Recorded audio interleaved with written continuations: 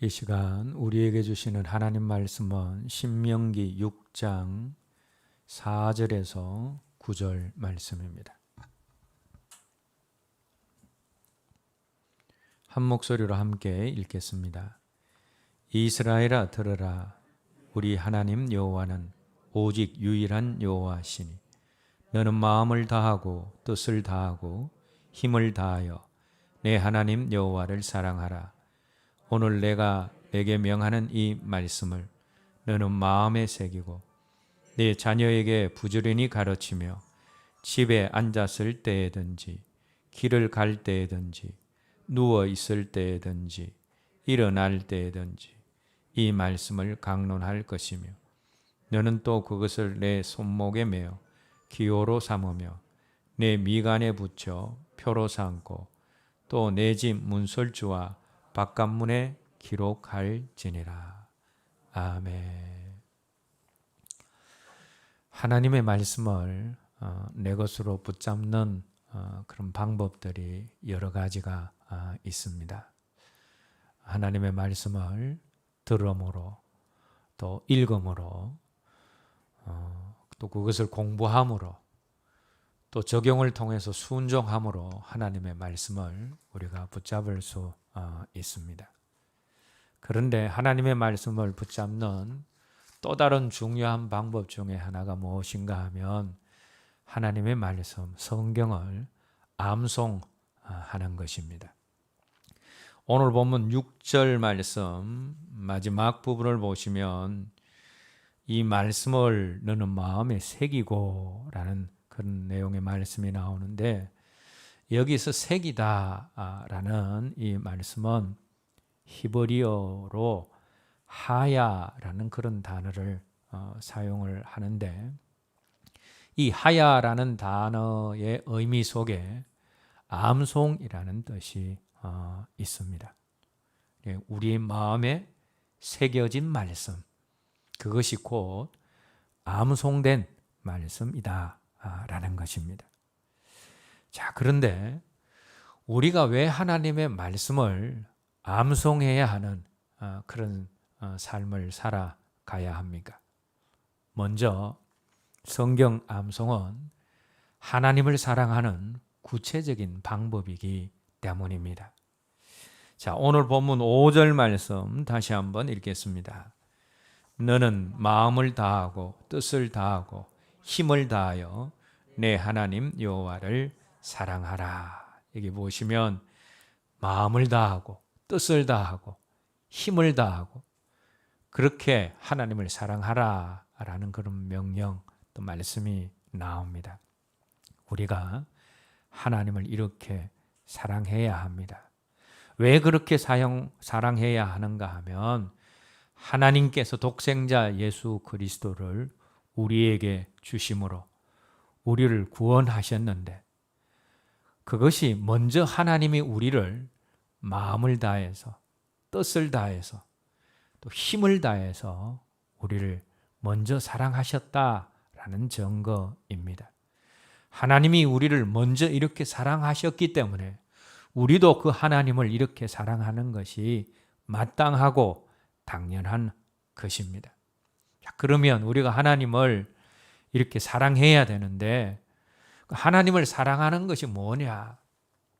이 하나님을 사랑한다라는 것이 어떻게 생각하면 참 모호하고 추상적일 수 있습니다. 그런데 오늘 본문에서 하나님은 하나님을 사랑하는 것은 하나님의 말씀을 마음에 새기는 것이다. 그렇게 말씀하십니다. 그것이 오늘 본문 6절 말씀에 나오는데 함께 읽겠습니다. 오늘 내가 내게 명하는 이 말씀을 너는 마음에 새기고 하나님을 구체적으로 사랑하는 방법이 하나님의 말씀을 마음에 새기는 것이다 라는 겁니다. 요한복음 14장 21절 말씀에서 우리 주님이 나의 계명을 가지고 지키는 자라야 나를 사랑하는 자니 라고 하셨습니다. 주님의 계명을 지키는 것이 주님을 사랑하는 것이다 라고 말씀하신 것입니다. 오늘 본문 속에서는 하나님께서 하나님의 말씀을 새기는 것이 나를 사랑하는 것이다. 그렇게 말씀하고 계시는 것입니다. 자, 그런데 하나님의 말씀을 새기는 것이 무엇이라고 했습니까? 하나님의 말씀을 암송하는 것이다 라고 했습니다. 그래서 하나님의 말씀을 마음에 새기는 것, 하나님의 말씀을 암송하는 것, 그것이 하나님을 구체적으로 사랑하는 방법이다 라는 겁니다. 여러분, 왜 하나님의 말씀을 마음에 새기는 것, 암송하는 것이 하나님을 사랑하는 것이 되어집니까? 여러분, 사랑이 무엇입니까? 내가 흠모하는 그 대상을 내 마음에 새겨서 언제나 잊지 않는 것, 그게 사랑입니다. 그런데 하나님과 하나님의 말씀은 동격입니다. 요한복음 1장 1절 말씀은 태초에 말씀이 계시니라. 이 말씀이 하나님과 함께 계셨으니 이 말씀은 곧 하나님이다 라고 말씀하고 있습니다. 말씀이 하나님이고 하나님이 말씀이다 라는 것입니다. 그런데 성경 암송은 이 말씀이신 하나님을 또 하나님이신 말씀을 우리 마음에 새겨 넣는 것입니다.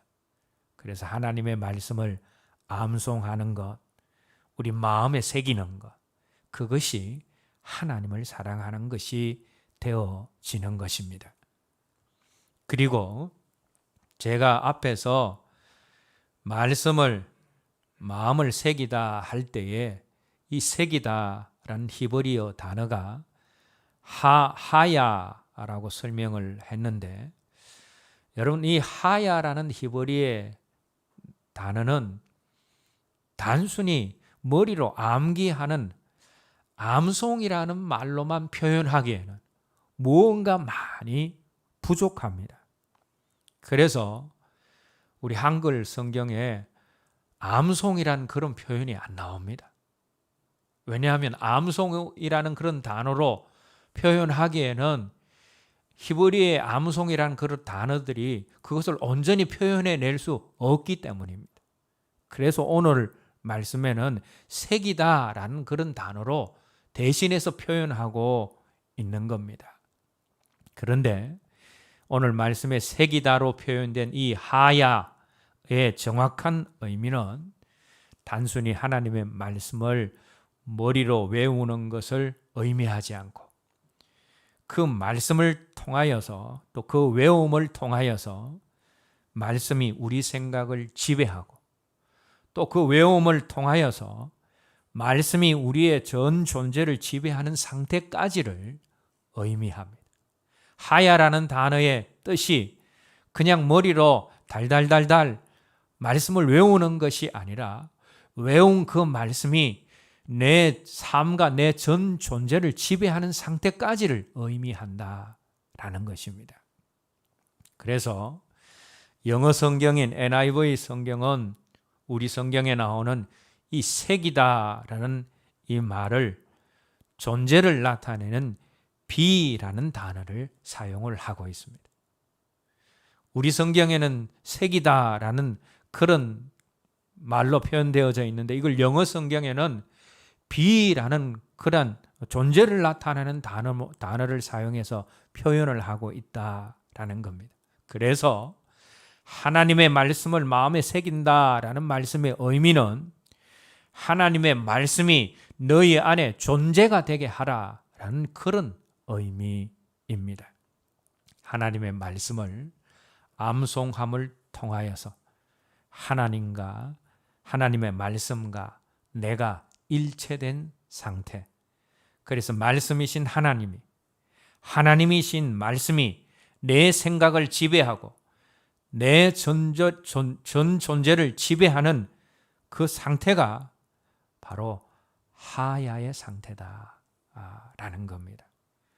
그리고 이 하야의 상태가 바로 하나님을 사랑하는 상태다라는 것입니다. 우리가 왜 성경 암송을 해야, 우리가 왜 하나님의 말씀을 마음에 새겨야 합니까? 우리가 왜 하나님의 말씀과 내가 일체된 상태, 하나님의 말씀이 내 전 존재를 지배하는 그런 상태를 우리가 만들어야 합니까? 그것이 하나님을 사랑하는 구체적인 방법 중에 하나이기 때문이다 라는 겁니다. 그래서 여러분, 성경 암송을 하는 것은 단순히 암송하는 것이 아니라 내가 하나님을 사랑하는 구체적인 방법이다 라는 거예요. 말씀이신 하나님을 사랑하는 구체적인 방법, 그것이 말씀을 마음에 새기는 것, 그것이 암송하는 것이다 라는 겁니다. 두 번째로 우리가 왜 하나님의 말씀을 마음에 새기고 암송해야 합니까? 그것으로 말미암아서 우리의 삶이 복되고 형통케 되기 때문입니다. 시편 1편 1절 2절 말씀 함께 읽겠습니다. 복 있는 사람은 악인들의 꾀를 따르지 아니하고 죄인의 길에 서지 아니하며 오만한 자들의 자리에 앉지 아니하고 오직 여호와의 율법을 즐거워하여 그의 율법을 주야로 묵상하는도다. 여기 묵상이라는 단어를 잘 기억을 하시기 바랍니다. 두 번째 말씀, 여호수아 1장 8절 말씀 계속해서 읽겠습니다. 이 율법책을 내 입에서 떠나지 말게 하며 주야로 그것을 묵상하여 그 안에 기록된 대로 다 지켜 행하라. 그리하면 내 길이 평탄하게 될 것이며 내가 형통하리라. 자, 히브리어 성경에는 성경 암송을 의미하는 단어가 몇 가지 있습니다.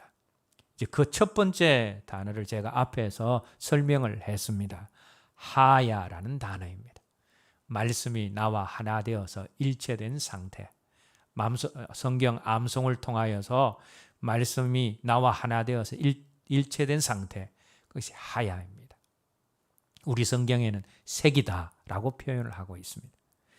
자, 그런데 두 번째 암송을 의미하는 히브리어 단어가 있습니다. 그것이 뭔가 하면 하가입니다. 금방 읽은 두 말씀에서 우리말의 묵상으로 번역되어져 있는 히브리어 단어가 바로 하가입니다. 자, 이 묵상으로 표현되어져 있는 이 하가는 일반적으로 말씀을 조용히 상고한다라는 그런 의미가 아니라 이 하가에는 소리를 내어서 계속 중얼거리다라는 의미가 포함이 되어져 있습니다. 그래서 묵상은 묵상인데 소리내는 발성과 그리고 그것이 반복되는 과정을 통해서 하는 묵상, 그러니까 즉 암송을 통해서 하는 묵상을 의미합니다. 하가는 암송을 통해서 하나님의 말씀을 묵상하는 것을 의미합니다. 왜냐하면 여러분, 성경이 쓰여진 구약시대 또 신약시대를 한번 생각을 해 보십시오. 이 신구약 시대는 암송을 통하지 않고서는 하나님의 말씀을 잘 묵상할 수 없는 그런 시대입니다. 왜 그런가 하면 당시의 성경은 너무나 값비싼 양피지로 뒤에 파피루스 껍질로 만들어지기도 했습니다만은 초기에는 아주 비싼 양피지로 만들어졌기 때문에 일반인들이 이 하나님의 말씀을 잘 가지고 있을 수가 없습니다. 당시 율법을 가르치는 율법 선생님들, 율법 교사들이 그것을 가지고 있었고 또 그들이 들려주는 하나님의 말씀 성경을 듣고 본인이 암송을 하는 것 외에는 개인적으로 하나님의 말씀을 잘 소유하지도 못했고 그래서 묵상은 더더욱 할 수가 없는 상태입니다. 그래서 율법 교사가 읽어준 말씀을 듣고 또 그것을 반복해서 따라해서 그 말씀을 암송한 후에 계속해서 잊어버리지 않도록 반복하고 또 반복해서 그렇게 암송된 말씀을 가지고 그 말씀을 묵상하는 것. 그것이 신구약 시대의 일반인들이 하나님의 말씀을 묵상하는 유일한 방법이었다라는 겁니다. 오늘날은 성경이 흔해서 누구든지 성경을 가질 수 있고 누구든지 성경을 읽고 그 말씀을 묵상할 수 있지만 그러나 신구약 성경 시대의 묵상은 반드시 암송을 통한 묵상이었다라는 겁니다. 그래서 여러분 신구약 시대는 하나님의 말씀을 암송하는 것이 선택이 아니라 필수가 되었습니다. 그래서 금방 읽은 말씀들 시편 1편 1절에서 2절 또 여호수아 1장 8절 말씀에 나오는 묵상은 우리가 일반적으로 이해하고 있는 묵상이 아니라 하나님의 말씀을 암송함을 통하여서 하는 묵상이었다라는 겁니다. 그래서 성경 암송을 의미하는 두 번째 히브리어 단어 하가는 일반적으로 말씀을 묵상한다라는 의미보다는 우리의 입술을 통해서 아버지의 말씀을 반복적으로 고백하고 선포하는 과정 속에서 암송된 말씀이 우리 영혼 깊은 곳에 스며들게 만드는 그 역동적인 가정을 의미하는 것입니다.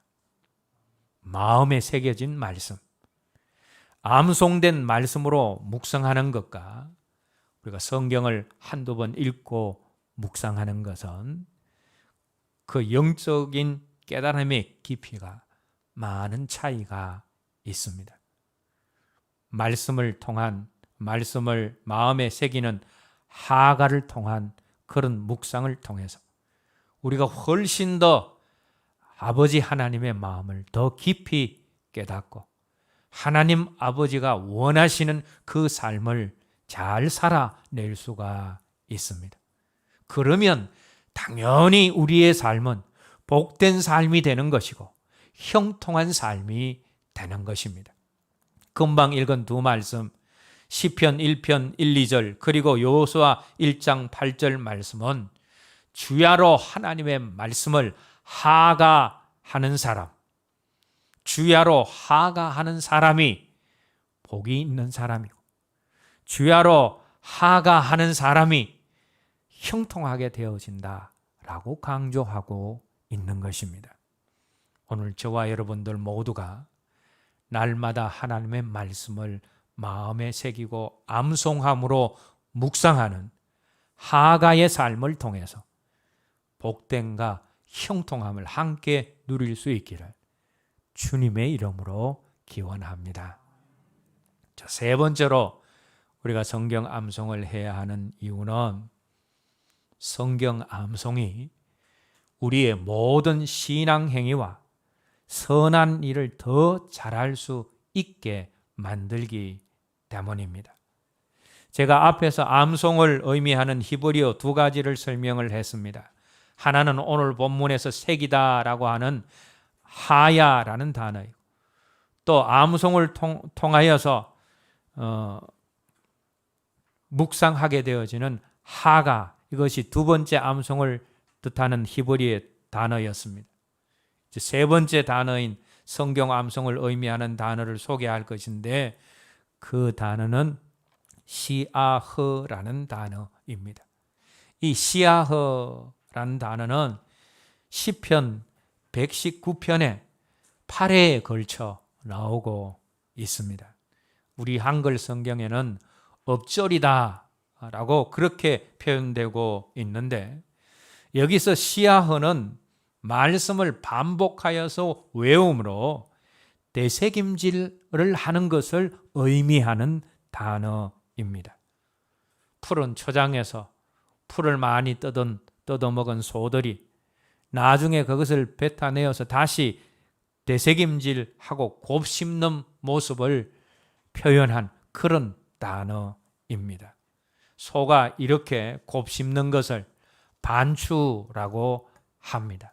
시아흐는 바로 하나님의 말씀을 암송하고 그 말씀을 소리내어서 반추하면서 우리 영혼을 살찌게 하는 작업입니다. 그런데 이 시편 119편을 지은 시인이 시편 119편 말씀에서 말씀을 읊조리는 시아흐를 다른 것과 병행을 하고 있습니다. 기도하면서 시아흐를 병행하고 찬송하면서 시아흐를 병행하고 예배하면서 시아흐를 병행하고 하나님이 하신 일을 증거하면서 시아흐를 병행하고 넘어져 일어나기를 다짐하면서 시아흐를 병행하고 하나님이 예비하신 길을 찾으면서 이 읊조리는 하나님의 말씀을 암송하는 시아흐를 병행하고 있습니다. 여러분, 왜 시인이 다른 신앙 행위를 하면서 또 시아흐를 하면서 다른 신앙 행위를 하고 있습니까? 모든 신앙 행위에는 그리고 모든 힘든 상황 속에서 시아흐가 병행되어질 때에 그 모든 것을 잘할 수 있고 또 그 모든 상황을 하나님이 기뻐하시는 선한 방법으로 잘 해결할 수 있기 때문입니다. 여러분, 감사하는 것은 선한 것입니다. 그런데 우리가 감사를 잘 하려면 어떻게 해야 됩니까?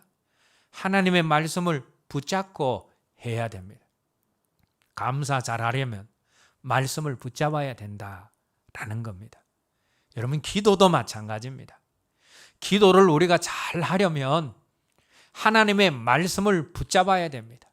깊은 기도는 하나님의 말씀을 붙잡지 않으면 힘이 들어서 오래 할 수가 없습니다. 기도를 잘 하려면 말씀을 잘 붙잡아야 된다라는 겁니다. 하나님의 생명을 주장해서 우리 육신의 건강함을 유지하는 것도 그것에 대한 말씀을 붙잡고 주장할 때에 훨씬 더 잘 주장할 수가 있습니다. 신앙행위 가운데 말씀이 합쳐져야 그 신앙행위를 더 잘할 수 있다라는 겁니다. 그래서 척스윈들 목사님이 성경 암송에 대해서 이렇게 말했습니다. 성경 암송은 어떤 영적인 훈련보다 중요한 영적인 훈련이다. 그 훈련을 통하여서 우리의 기도가 강화되고 우리의 전도가 날카롭고 효과적이 되고 우리의 생각이 깨어있고 주의하게 될 것이고 우리의 태도와 세계관이 바뀔 것이다 라고 했습니다. 기도도 말씀을 전하는 전도도 세계관의 변화도 생각의 깨어짐도 바로 성경 말씀, 성경을 암송하는 것과 함께 할 때에 더 효과적으로, 더 잘 쉽게 이루어진다라는 말씀입니다. 여러분, 우리가 행해야 하는 신앙 행위를 잘 하려면 말씀을 붙잡아야 되는데 말씀을 암송하면 그 모든 신앙 행위를 더 잘 붙잡게 되어진다라는 겁니다. 그래서 사도 바울이 디모데후서 3장 17절 말씀에서 하나님의 말씀이 우리에게 모든 선한 일을 잘 행할 수 있는 능력을 준다라고 그렇게 말씀하고 있는 겁니다. 모든 성경은 하나님의 감동으로 된 것을 교훈과 책망과 바르게 함과 의로 교육하기에 유익하니 이는 하나님의 사람으로 온전케 하며 모든 선한 일을 행할 능력을 주려 함이라. 모든 선한 일을 잘 행할 수 있는 능력, 하나님 말씀을 붙잡을 때 우리가 얻게 되어진다라는 겁니다. 자, 성경 말씀을 암송하는 것.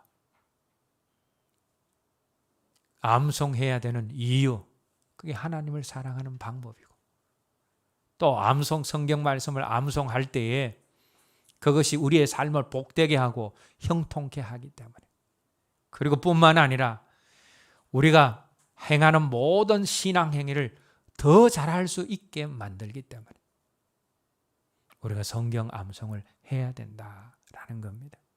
자, 그러면 이렇게 중요한 하나님의 말씀을 우리가 잘 암송하는 자리로 가야 되는데, 우리가 성경 암송을 잘 하려면 가장 먼저 우리가 어떤 생각을 가져야 되는가? 나도 할 수 있다라는 생각을 가져야 합니다. 우리에게 정말 중요하고 유익한 것은 사단이 그냥 두지 않습니다. 그것을 빼앗아 가려는 방해가 심합니다. 중요하고 유익한 것일수록. 그래서 할 수만 있으면 사단은 우리에게서 하나님의 말씀을 빼앗아 가기를 원합니다. 더욱이 그것이 성경 암송이라면 더더욱 빼앗아 가려고 합니다. 그래서 우리를 늘 바쁘게 만들어 버립니다. 또 골치 아픈 일들을 벌려놓게 만듭니다. 그래서 말씀과 우리가 멀어지도록 만듭니다. 그리고 사단은 무엇보다도 우리에게 나는 할 수 없다라는 부정적인 생각을 심어주므로 성경 암송을 방해합니다. 다른 사람은 할 수 있을지는 몰라도 나는 배운 것이 별로 없기 때문에, 나는 머리가 나쁘기 때문에, 나는 나이가 들었기 때문에, 나는 눈이 나쁘기 때문에 나는 할 수 없다라는 그런 부정적인 생각을 하게 하므로 성경 암송을 방해합니다. 그런데 여러분, 하나님의 말씀은 누구나 다 암송할 수 있습니다. 성경 암송이 누구나 다 할 수 있는 것이다, 것이 아니라면 오늘 말씀에서 우리 하나님이 하나님의 말씀을 마음에 새기라 라고 그렇게 명령하시지 않으셨을 것입니다.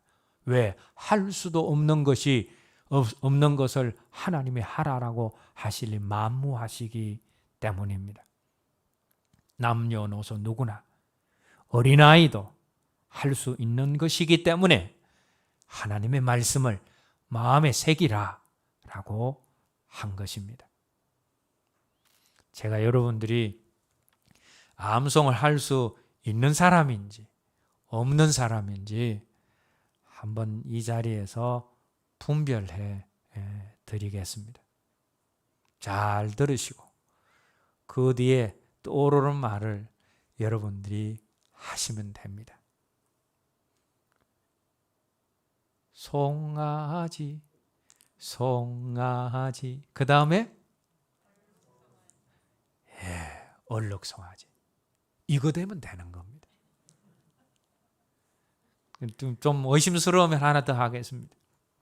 따르릉, 따르릉. 이거 되면 되는 겁니다. 예수 사랑하심은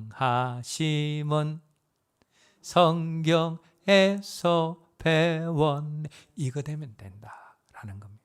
이거 안 되면 안 되는데 이거 되면 된다라는 겁니다. 여러분, 미리 겁을 먹고 할 수 없다라고 생각해서 안 되고 안 해서 안 되는 것이지, 성령의 도우심을 의지하고 반복하면 누구나 다 할 수 있습니다. 그래서 성경 암송을 잘 하려면 나는 할 수 있다, 성령이 도와주시면 얼마든지 할 수 있다, 그런 생각을 먼저 가져야 합니다. 두 번째로 우리가 암송을 지속적으로 잘 하려면 암송의 축복을 우리가 기억하고 생각해야 합니다. 암송을 하다 보면 해봤자 무슨 소용이 있는가, 별로 유익이 없는 것 같고, 또 어떤 때는 지루하고 기계적이다라는 생각이 들어서 중간에 포기하고 싶은 마음이 들 때가 있습니다. 그때는 암송을 통해서 내가 하나님을 사랑하는 자리로 가게 되어지고, 말씀을 암송하는 것을 통해서 내가 복되고 형통한 자리로 가게 되어지고, 그 말씀을 통하여서 모든 우리의 신앙행위가 하나님 기뻐하시는 그런 신앙행위로 지속적으로 할 수가 있다라는 그런 성경 암송의 축복과 유익을 생각할 때에 그 고비들을 넘어갈 수 있다라는 겁니다. 물론 말씀을 외울 때 그 시간이 지루하고 기계적일 수 있습니다. 긴 구절일수록 더 그렇습니다. 그런데 그것을 우리가 잘 넘기려면 성경 암송의 축복을 우리가 기억해야 된다라는 겁니다. 오늘은 제가 크게 세 가지로 성경 암송의 유익과 축복을 세 가지로 말씀드렸지만, 성경 암송의 유익은 무궁무진합니다. 하나님의 말씀이 주는 축복이 다 성경 암송의 축복입니다. 그래서 그 축복들을 생각하면서 우리가 지루함과 또 하기 싫은 마음을 극복해야 된다라는 겁니다. 여러분, 오늘 암송 카드가 다 주어졌는데 한날에 난 10구절 이렇게 하면 오래 못합니다. 한 주일에 한 구절 아니면 2구절, 욕심 부리지 말아야 됩니다. 일주일에 한 구절이나 2구절 암송을 하십시오. 그리고 긴 암송 구절은 한꺼번에 외우려고 하면 안 됩니다. 머리 좋은 사람도 긴 구절을 한꺼번에 외우려고 하면 잘 못 외웁니다. 그래서 긴 구절은 짧게 끊어서 외우고, 나중에는 합쳐서 조합을 하게 되어지면 긴 구절도 외울 수가 있습니다. 사람들이 자전거를 배울 때 처음 배우는 사람들은 또 겁도 나고 넘어지기도 합니다. 몇 번 하다가 잘 안 되면 또 포기하고 싶은 그런 마음도 듭니다. 그런데 그 과정을 어떻게 이겨냅니까? 시원한 바람을 맞으며 꽃길을 마음껏 달리는 그런 상상을 하면 그 힘듦도 이겨낼 수 있습니다. 성경 암송도 마찬가지입니다. 암송이 주는 그런 축복을 우리가 기억할 때에 하기 싫은 고비, 또 지루하고 또 기계적인 그런 고비도 넘어갈 수가 있고 잘할 수 있게 되는 것입니다. 그리고 세 번째로 우리가 성경 암송을 함께 하면 잘 할 수 있습니다. 잠언 27장 17절 말씀을 보시면 철이 철을 날카롭게 하는 것 같이 사람이 그 친구의 얼굴을 빛나게 하느니라 라고 했습니다. 그럼 철과 철이 서로 어긋되어서 마주치면 이 갈아집니다. 두 철이 다 갈아지는 거죠. 마찬가지로 철이 부딪혀서 날카롭게 갈아지는 것처럼 말씀도 나 혼자 하는 것이 아니라 함께 하면 말씀 암송의 칼날이 잘 갈아지게 되어진다라는 겁니다. 함께 하면서 서로 격려할 때 잘할 수 있다라는 거예요. 전도서 4장 9절 말씀도 두 사람이 한 사람보다 나으면 그들이 수고함으로 좋은 상을 얻을 것임이라 라고 했습니다. 여러분, 혼자서는 백날 첫날 해도 도무지 할 수가 없고 이룰 수 없는 일을 둘이서 하면 쉽게 할 수 있습니다. 한 50kg 되는 쌀가마니가 있습니다. 사람 혼자서 들려고 하면 백날 첫날 해도 못 듭니다. 그런데 한 사람 더 오면 어떻게 됩니까? 함께하면 들게 되어지는 기적이 일어난다라는 겁니다. 여러분, 감사도 혼자 하려고 할 때는 참 힘이 듭니다. 그러나 가정에서 함께하고 교회 공동체가 함께하면 잘할 수 있습니다.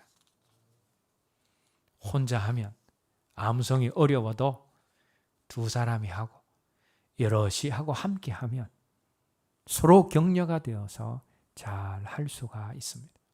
가정에서 온 가족이 함께하고 구역에서 구역원들이 함께하고 교회에서 교역자와 성도들이 함께하면 잘할 수 있습니다. 오늘 우리 교회 공동체가 서로 격려하면서 하나님의 말씀을 암송하는 자리로 갈 수 있기를 주님의 이름으로 기원합니다. 마지막으로 우리가 성경 암송을 잘 하려면 반복해야 합니다. 암송의 생명은 복습에 있고 반복에 있습니다. 그래서 외운 말씀도 자꾸 복습하고 자꾸 반복해야 합니다. 제가 앞에서 소개한 암송을 의미하는 세 단어 하야, 하가, 시야허, 이 모든 단어에 반복이라는 의미가 포함이 되어져 있습니다. 그리고 오늘 본문 7, 9절 말씀에서 그것을 더 강조하고 있습니다.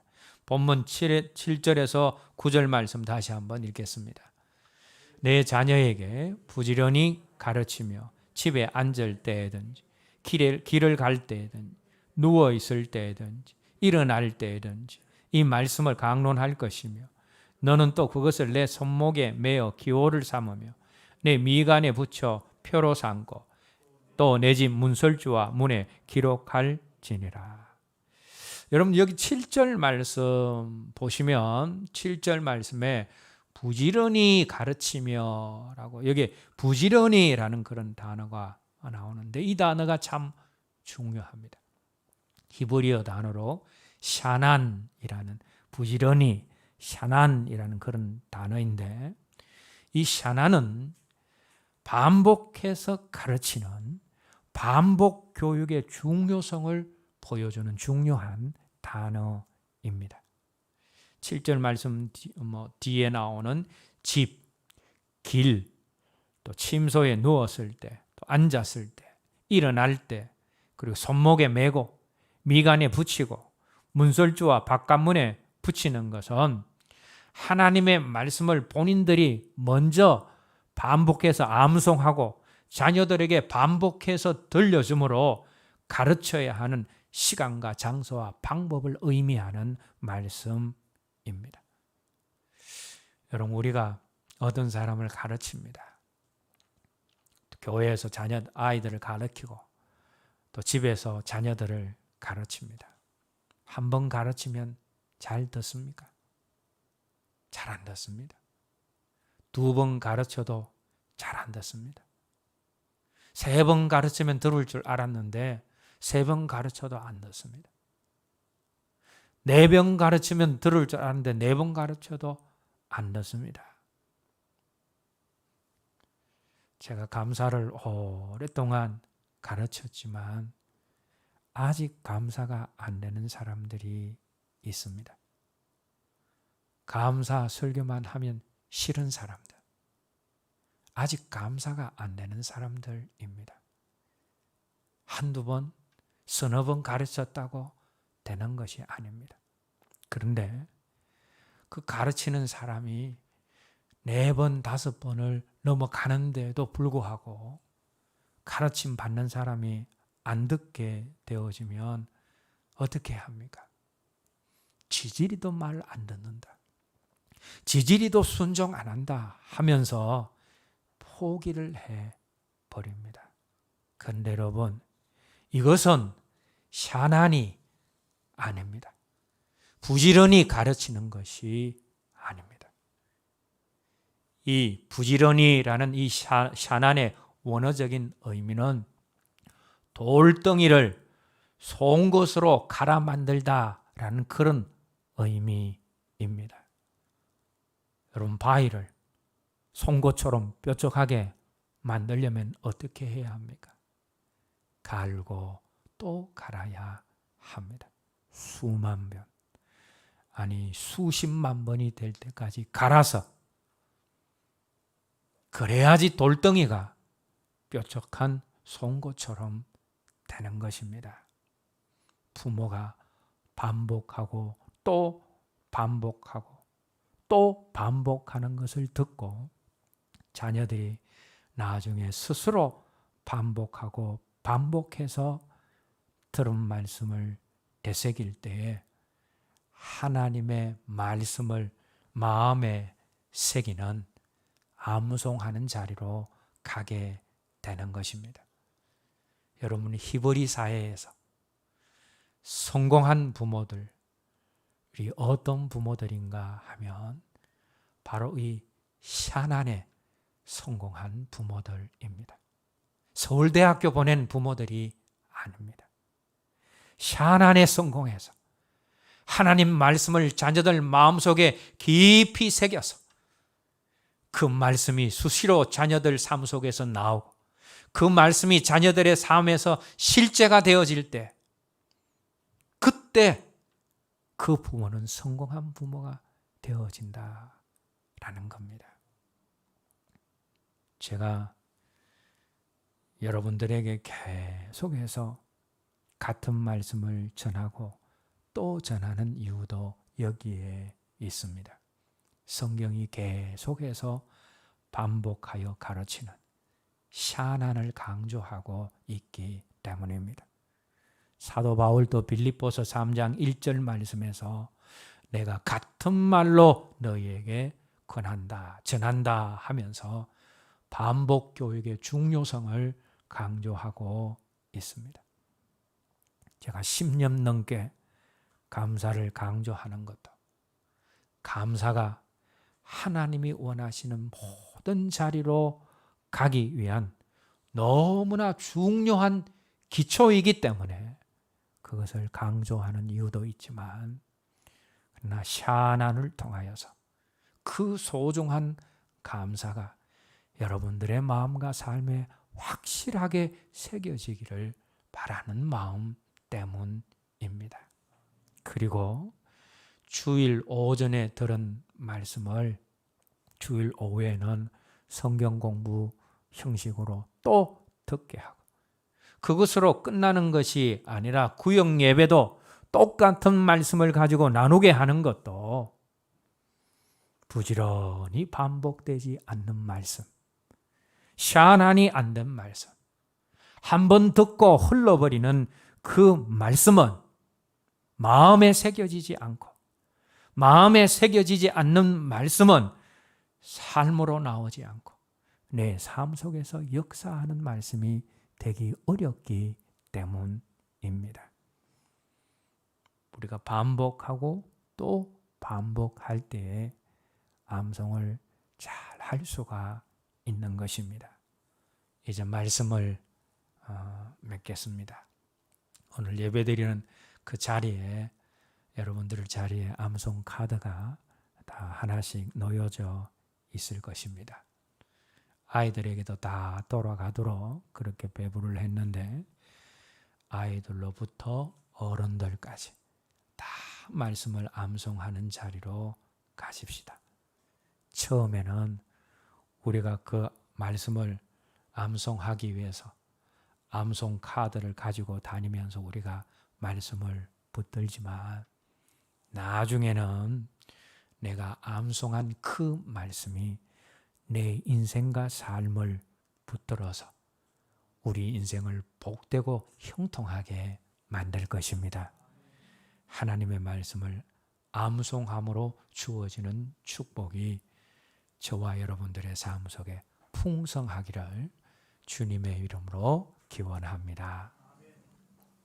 이제 오늘 들은 말씀 기억하면서 함께 기도했으면 합니다.